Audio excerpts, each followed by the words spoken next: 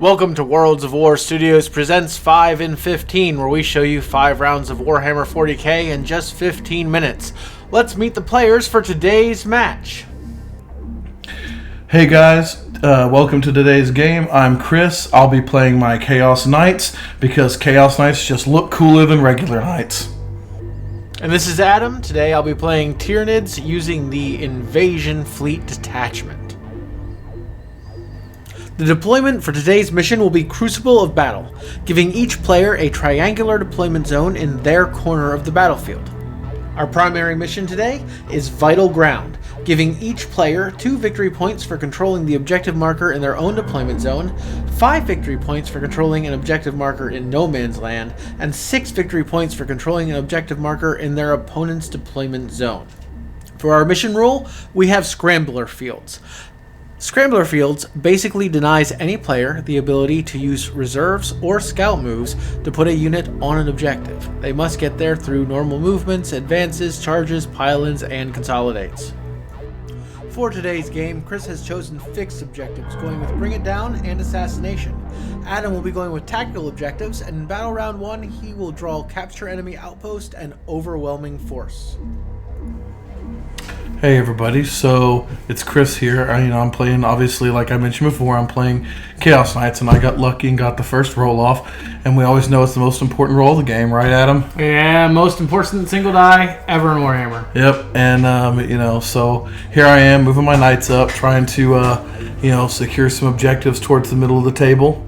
And on my first turn, I didn't have a whole lot to do because being Chaos Knights, I'm very melee focused, so I had some shooting, as you'll see here in a minute, but mainly I was just trying to get into the middle, get on those objectives.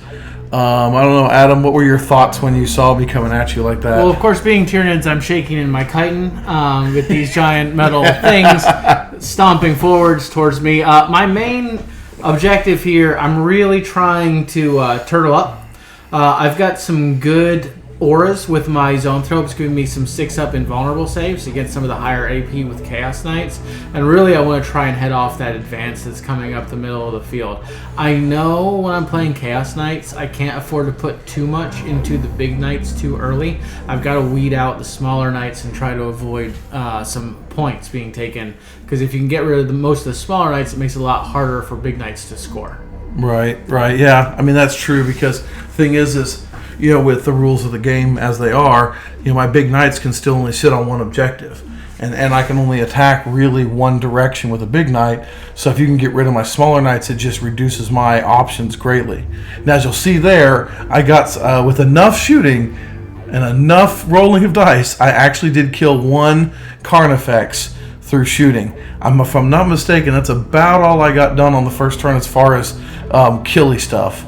But, I was setting up in the middle, big wall, hoping that he couldn't break it, trying to stomp the ground flat and get my bug spray ready. But, so that's pretty much my first turn. Something I was really looking forward to trying in this game, because I haven't tried it out before, was really trying to see what mileage I could get out of the Termagants. Chris actually took out a whole bunch of Termagants, but I get to bring a whole bunch back between my Tervagon and the bring back Termagant stratagem with the Endless Multitude. And now, with my whole army having lethal hits against vehicles, I'm going to be lethal hitting on 5s, reroll all failed hits because I've got Spine Fists on everybody. It makes for a pretty effective big block. Bring the Exocrine to give them reroll 1s to hit and see what they can do to try and take out these Chaos Knights. And to be honest, it doesn't matter how much you stomp roaches in real life or in the 40k universe.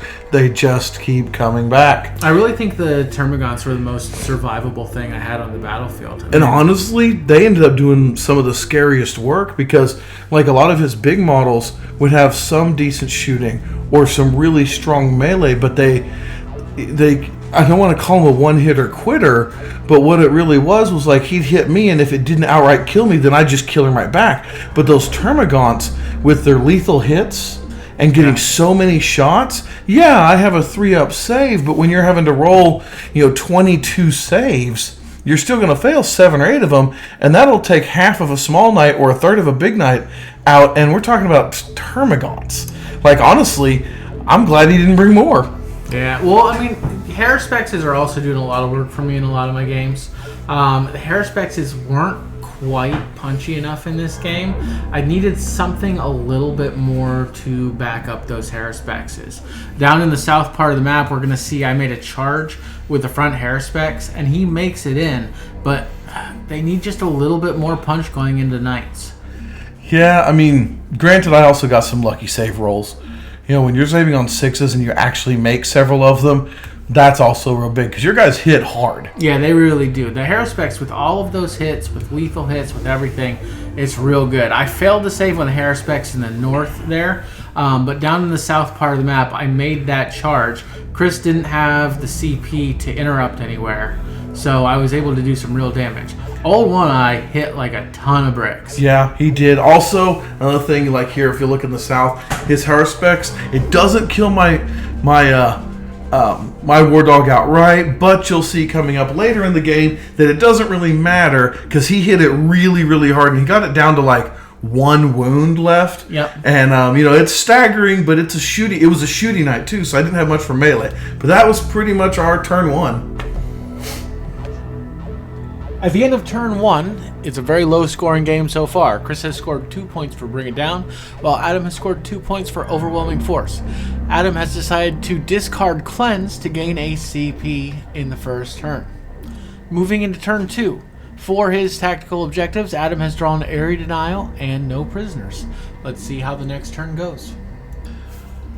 So, start of this turn, this is the turn that I decided to use my board-wide make my enemy take a morale check, and as you can see, we've got several units failing morale in the Chaos Knights, which is pretty impactful. Which comes to bite me in the butt here in a minute too. Yeah, down there in the south with that Harrispex, Chris decides in just a second here he's going to make a fallback move, and forgetting that I could have shot the Harrispex, and instead I run away. And of course, I had to roll a 1. Yep, that Desperate Breakout. And killed myself. When there's one model in the unit, Desperate Breakout gets real risky. No, but I think the dice grow more 1s on them when you only have 1 model. I don't know if anyone rolls more than 1s than I do. I think, isn't that your favorite number to roll? It's my favorite. If I could get a die with all 1s on it, I'd probably roll better than I roll right now. But yeah, here's my second turn. My second turn was honestly pretty. I'm not gonna lie. Coming up here, it's pretty brutal because he came at me. He tried to do some stuff, but he didn't. I mean, technically, the first model of mine that died was me falling back and running and you know, failing that Desperate Breakout roll. So I had pretty much the full brunt of my force getting to run up and fight him. I think the thing you got a lot of mileage out of here was the stratagem that allows your Armoured to go right through a wall. Because yes, yeah, that's right. I forgot. I do have Chaos Knights have a stratagem that for 1 command point you basically just walk through everything. I don't remember exactly what it's called. It's some like shadow something. But literally, if you'll look in the south, if you go back if you want to, you'll see that I was able to walk one of my Armigers right through the wall so that I could charge another one of his Harrispex. So I could basically so I could charge both of his Harrispex with my Karnivore War Dogs, which, as we may discuss in a different video later, has been rated one of the most efficient units for its points. Yeah, they really are. They're absolutely brutal. I made a mistake and I didn't save enough points here, enough command points to do an interrupt. I had spent my command points on other things, which they were important, but not having an interrupt here was really brutal. I actually forgot that Chris was going to be able to just teleport through that wall with that War Dog, and it bit me in the butt. Yeah, because I think here, I don't know if I wiped both of them out, but I know I killed at least one of the Harrispex, maybe both of them. I killed one that, like as you saw up in the north, I just finished off one more of the Carnifexes. So there's only Old One Eye who really doesn't want to die for the whole game. But you know, hey, it's Old One Eye. That's just kind of his shtick. But you know, when I deleted a lot of Termagants, several Horsespecs, it was, like I said, it was a pretty brutal turn too. Yeah, my Hive Tyrant went down here. I still had some, right. Yeah, Hive Tyrant went down. I still had some Termagants. Still had some Zoanthropes. Zoanthropes were pretty punchy. I think the biggest thing they brought me this game was the 6-up Invulnerable. There were a number of times where I avoided losing an entire squad of Termagants. Yeah. Because of that 6-up Invulnerable. Yeah. And another thing that actually Their old one eye just cracked back and killed that. Yeah. Well, and the other thing that actually helped Adam was when I learned that the Carnifexes could move every time they take wounds from shooting. Is it just shooting? Yeah. So shooting. So I basically had to avoid shooting him, meaning his old one eye was at full health, because if I'd shot at it, he was going to just sidle up right next to my knight and then get to go first in combat, and my knight was already hurting. Yeah, it's important to remember the Carnifexes can actually move into engagement range with that move. They don't count as charging, but because your opponent doesn't charge you, they're still going to get to fight before that unit they moved into. Right, because it's not your turn, so the Carnifex gets to go first. But see, the thing is it wouldn't have been such a big deal for me, except my big knight, the one that you saw just disappear to old one eye there a minute ago, it had already been chewed up by, like we were talking about, the lethal hits from the Termagants. Nothing else had shot at my knight, but it was down to like 8 wounds, so it lost 14 wounds from Termagant shooting. Yep. Never deny, believe me, my Necron army does that a lot with its lethal hits. Never deny just, mass auto wounds that, you'll eventually roll bad numbers and saves if you make somebody roll enough. I was trying to pull out a stratagem from Chris because he only had 2 CP left, and I didn't want him to be able to interrupt combat here. But I wasn't able to force that stratagem to come out, so I really just had to go in with just my Haruspex and my old one eye. I wanted the Tervagon to go in because that knight didn't have a lot of wounds left, but I couldn't risk him cracking back at it. Yeah. I mean, but it was, like I said, it was a rough turn too for Tyranids.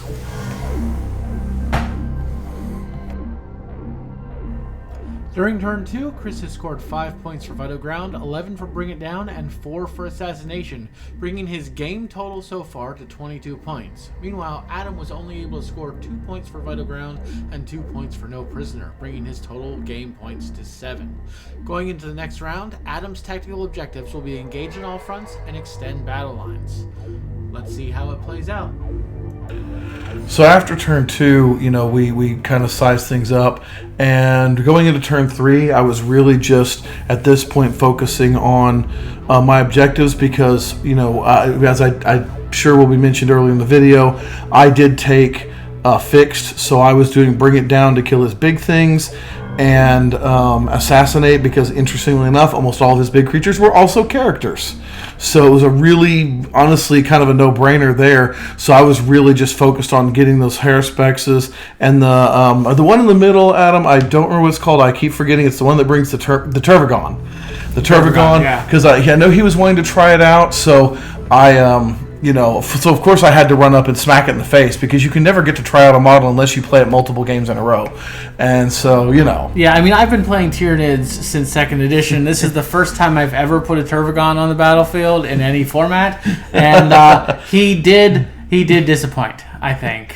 Well, he's awfully expensive for what he does. For 220 or 30 points, and he basically tickled my big knight, and then I just backhanded it off the table. Yeah, he doesn't hit quite hard enough, and he doesn't bring back quite enough Termagants, I think, to make his points value. Now, if you're not running this detachment, I think the lethal hits for Termagants is very valuable.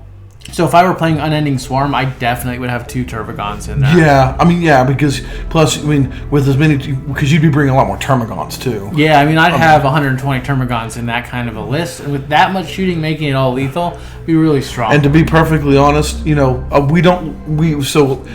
thing we don't really discuss outside of when we're talking about the videos is when we do these, we try to bring a competitive edge to our videos because we don't want to just be casual, but we try to make our lists as best as we can for being an all-comers list so we don't counter-list each other because that's not in the spirit of trying to build a competitive list that people can use against almost anybody. Like in this case, it unfortunately became monster fight, and my monsters were just bigger and tougher. And whereas you also had some better rolls than I did. Yeah. This game would have been completely different if 5 or 6 individual dice over the course of the game had rolled differently. That's true. Yeah. But I think if he'd had another 40 or 50 Termagants and another Tervagon, because I don't have a lot of horde clearing attacks, it would have been really tough to get to the big models with wave after wave of Termagants coming at me. But that being said, No, it doesn't show it on the screen, but most of my knights in the middle of the table are basically standing on one toe. They're all like at 3 wounds. Yeah. I'll tell you one thing from this game. As soon as gargoyles are back in stock anywhere, I will be getting more gargoyles and running a swarm. And at the end of turn 3, Chris has pulled ahead to a commanding lead, scoring 10 points for Vital Ground, 6 for Bring It Down, and 8 for Assassination. That brings his game total points to 48. Meanwhile, Adam was only able to score 5 points for Vital Ground and 2 points for Engage on all fronts, bringing his total score to 14. Going into the next round, Adam has pulled Cleanse as his next objective for his tactical objectives. Let's see how the next turn goes. So, sitting in turn 4, I've got some pretty dire straits. I did lose my last Haruspex last turn to Overwatch. We may not have actually seen that happen, but it was kind of a pretty devastating Overwatch. Oh, yeah. That was oof. Yeah, that knight now failed his Battle Shock on this turn. It would have been useful for me to have that last turn, so I would have been able to Overwatch. Yeah. But definitely wrecked my Haruspex. This point in the game is pretty bad for me. Yeah, I mean, so the thing is honestly, he had a chance. Like, this game, it was extremely close as far as wounds and kills. Like, he really had if that Haruspex has made it charge, he could have really made a game of it, possible comeback. But I was like, you know what? I'm going to make the Overwatch, because it only had a few wounds left on it. It did. And so I was like, you know what? If one of my Meltas hits and wounds, I probably can kill it. And I got lucky, and one of my my Daemonbreath spears, which is a Melta by any other name. It's just that they're strength 12, so they're a lot better. Yeah, and I failed my save, and I failed all my fill note pain, so it just wrecked his face. End of this turn, I have so little left that we didn't actually even have to do anything for turn 5. Turn 5, I didn't have anything left to do. Chris didn't have anything left to do. Yeah. Pretty much just sat where we were and scored points. Yeah, because I just scored my points at the beginning of the turn since I went first. He scored his point, because I think I even moved back to the objective, forgetting that I didn't score at the end of the turn. Yeah, I had 3 models left on the battlefield, and I'll tell you what, I took Death Leaper because you take Death Leaper against pretty much all comers in this, but he wasn't going to do anything against any of those knights. And in a final thought real quick here for this game, I will say this. When you guys see the score at the end of this game, it's going to look pretty broad, but honestly, all three of my 4 knights left on the table had like 2 wounds left. Yeah. Good game, Chris. Good game. And at the end of the game, Chris finished with a total score of 68 points after paint score. Meanwhile, Adam only finished with a total score of 39 points after paint, giving Chris a fairly commanding victory today. Let's go to the players and hear what they thought about the match. So overall, with my final thoughts of the game, 10th hasn't been around that long. I've struggled a little bit with some of the rules because I haven't gotten to play that much. But I will say that game felt very balanced. Like, I didn't feel like anything hit me so hard that it was ridiculous, and I also didn't feel like that my stuff wasn't hitting adequately hard enough for the amount of points I was paying for it. Yeah, this was a really good game. I had a few below average rolls, but it felt like a game. It didn't feel like an absolute slaughter that 40K can sometimes feel like. Yeah, and so I'm hopeful for the future, since I don't have a codex yet, but the index still gives me a lot of variety, and the Tyranids, I definitely feel like they are not overpowering, but I definitely feel like you've got all kinds of different options, just like we discussed earlier in our game, that like you could have taken a whole different army and played it completely differently, and it would have been just as threatening. It's not just one build for everything now. Tyranids definitely have a number of good builds right now. I'm really excited to start playing some Endless Swarm. I just have about another 80 models left to paint. Is that all? That's an afternoon. 2 hours, 3 hours. I can watch an episode of Friends and get those banged out. But all in all, I'd have to say I'm starting to feel a little more comfortable with 10th, and I'm hopeful for what they're coming out with the future, especially with the balance update coming out soon. But all in all, it was a great game, Adam. Yeah, great game, Chris. I hope you all enjoyed watching it. Everyone, thank you for watching. We hope you enjoyed our content. If you enjoy what we're putting out there, please give us a like and subscribe. Comment below with what you'd like to see next. We really pay attention to your comments, and we appreciate you.